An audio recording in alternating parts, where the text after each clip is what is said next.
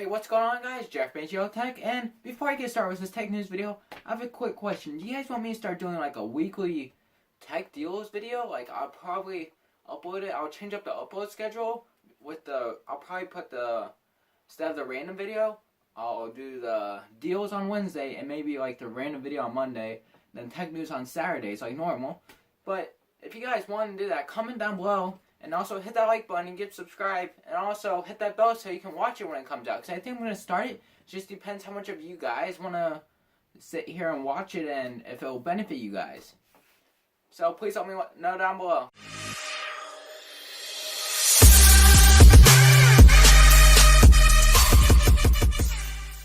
Since Facebook is one of the biggest social media networks, might as well talk about it. I found this article pretty interesting.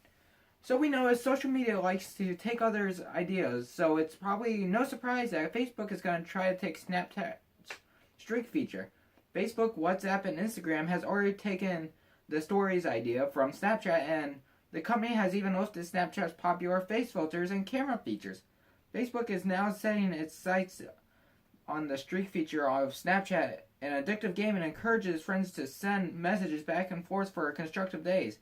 Also, like streaks in Snapchat, they will include an emoji status for anyone that are currently have a streak with Facebook and are similar. Facebook appears to be testing on limited accounts at the moment.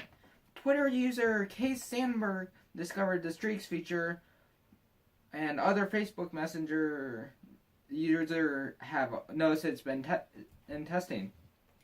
It's not clear that this feature is a limited test that won't reach all of the Facebook accounts or start the gamification of Facebook Messenger. Some of Facebook's Snapchat clones don't always work out. Snapchat uses snap streaks to make their users send more snaps. If it works for Facebook, I wouldn't be surprised if Instagram and WhatsApp started doing the streak feature too. So, yeah, everybody's like taking each other's ideas in social media, but I guess it's not copyright, so it's not taking it. But, I mean, I guess they gotta do what they gotta do. After a Verge story detailed glaring examples of predatory comments on videos of children, YouTube announced Wednesday that it will be turning off comments entirely on videos where it detects predatory behavior. Last week, The Verge reported on the skill problem. Videos of young children doing activities were being targeted by commenters making sexual comments or inviting them to talk. At the time, YouTube removed several of the videos provided by The Verge, some which had hundreds of thousands or more views. The company said in its statement Wednesday that although the comments have never been permissible, it's taking new steps to make sure that they don't appear on this platform. Comments of the nature are abhorrent, and we work with NCMEC to report illegal behavior to law enforcement. The company wrote a blog post stating, starting this week we'll begin taking an even more aggressive stance of turning off all comments on videos of minors where we see these types of comments. YouTube also announced several other changes it's going to be making in response to recent criticism over how kids create and view content. The company said it was using technology to flag prohibited videos more quickly and would remove ads from inappropriate videos targeting families. So it's a good idea that YouTube is starting to take this and make everything more secure so people don't get bullied, and so I guess it can help their YouTube channel too, make them grow better because they don't have people harassing them about how they're doing, even though they're doing really good. Like LBCTechTherapy, I'll have that link down below, but he's pretty good.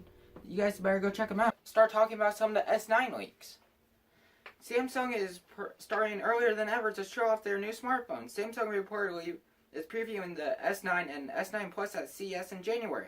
According to Evan Blass at VetureBeat, the S9, S9 Plus said to be more iterative updates on existing S8 and S8 Plus than the radical redesign Samsung offered this year. According to Blass, the new phones should see upgraded processors, most likely Qualcomm's forthcoming Snapdragon 845 processor, but the biggest change is said to be Samsung's moving the fingerprint sensor back below the camera instead of the weird location next to the lens. Samsung has placed it on the S8 and S8 Plus and Note 8. Both phones should be seeing the addition of AKG stereo speakers. Don't worry, guys, the headphone jack is supposed to still be there, but we won't see if this is true or not by CES. the S9 Plus also is going to get a few upgrades over the smaller version of the S9. The S9 Plus is supposed to have 6 gigabytes of RAM, and the S9 is supposed to have 4 gigabytes of RAM.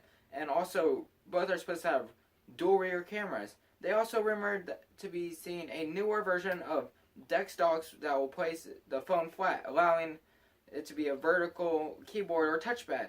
It's also said to be backwards compatible with older Samsung devices.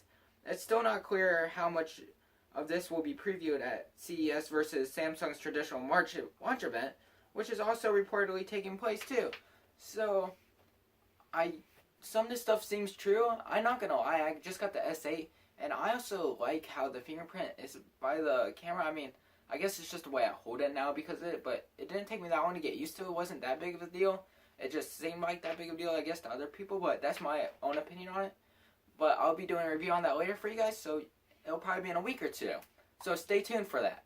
And make sure you turn on your notifications for that too, please. Now OnePlus has confirmed in its forums Tuesday that none of its current devices, including the 3T, and the 5T, will support Project Treble, even though they're updated to Android Oreo. Project Treble is an Android Oreo feature that attempts to address slow Android update schedules by allowing manufacturers to push out Google's most recent OS without having to wait for their chip partner like Qualcomm to support it.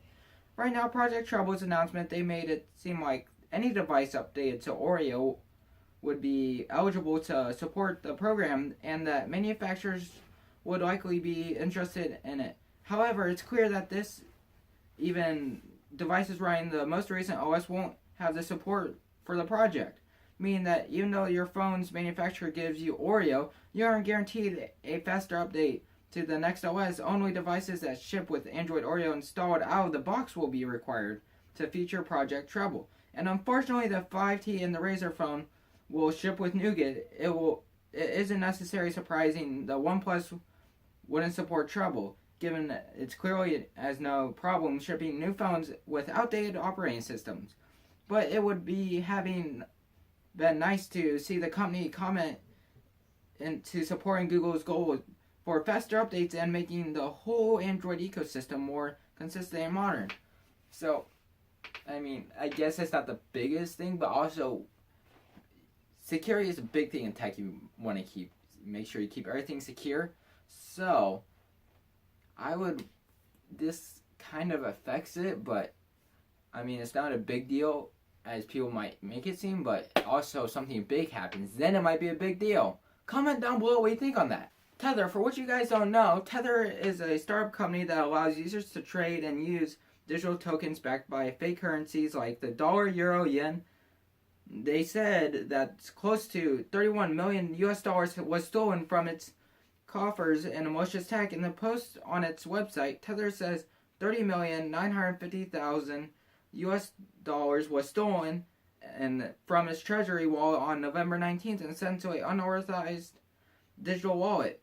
USDP is a currency token pledged to the US dollar, which is fully backed by assessed in the company's reserve account.